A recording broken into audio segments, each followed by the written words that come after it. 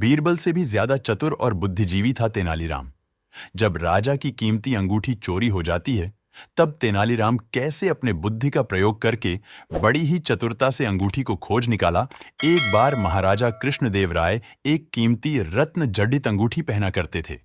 जब भी वह दरबार में उपस्थित होते तो अक्सर उनकी नजर अपनी सुंदर अंगूठी पर जाकर टिक जाती थी। राजमहल में आने वाले मेहमानों और मंत्रीगणों से भी वह बार बार अपनी उस अंगूठी का जिक्र किया करते थे। एक बार राजा कृष्णदेव राय उदास होकर अपने सिंहासन पर बैठे थे। तभी तेनालीराम वहां आ पहुंचे। उन्होंने राजा की उदासी का कारण पूछा। तब राजा ने बताया कि उनकी पसंदीदा अंगूठी खो गई है और उन्हें पक्का शक है कि उसे उनके 12 अंगरक्षकों में से किसी एक ने चुराया है। चूंकि राजा कृष्णदेव राय का सुरक्षा घेरा इतना चुस्त होता था कि कोई चोर उचक्का या सामान्य व्यक्ति उनके नजदीक नहीं जा सकता था। तेनालीराम ने तुरंत महाराज से कहा कि मैं अंगूठी चोर को बहुत जल्द पकड़ डेच लूंगा। यह बात सुनकर राजा कृष्णदेव राय बहुत प्रसन्न हुए। उन्होंने तुरंत अपने अंगरक्षकों को बुलवा लिया।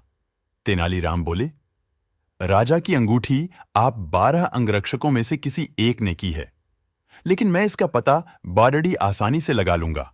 जो सच्चा है उसे डरने की कोई जरूरत नहीं, और जो चोर है वह कठोर दंड भोगने के लिए तैयार हो जाए।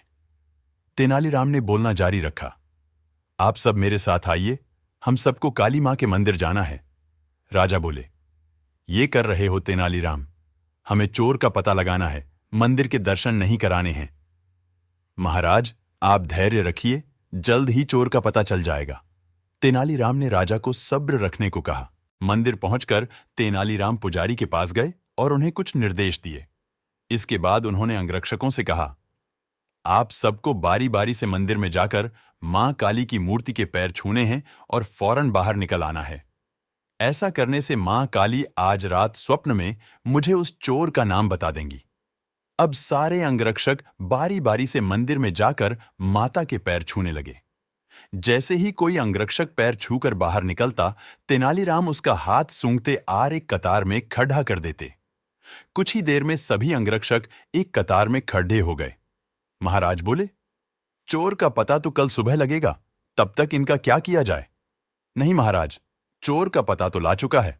7वें स्थान पर खड़ा अंगरक्षक ही चोर है। ऐसा सुनते ही वह अंगरक्षक भागने लगा, पर वहां मौजूद सिपाहियों ने उसे धर दबोचा और कारागार में डाल दिया।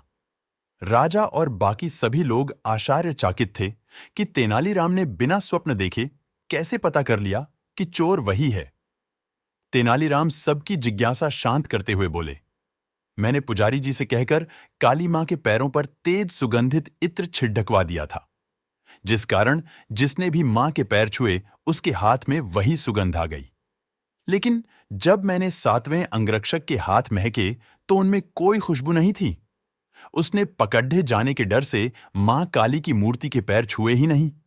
इसलिए यह साबित हो गया कि उसी के मन में पाप था और वही चोर है। राजा कृष्णदेव राय एक बार फिर तेनालीराम की बुद्धिमत्ता के कायल हो गए और उन्हें स्वर्ण मुद्राओं से सम्मानित किया।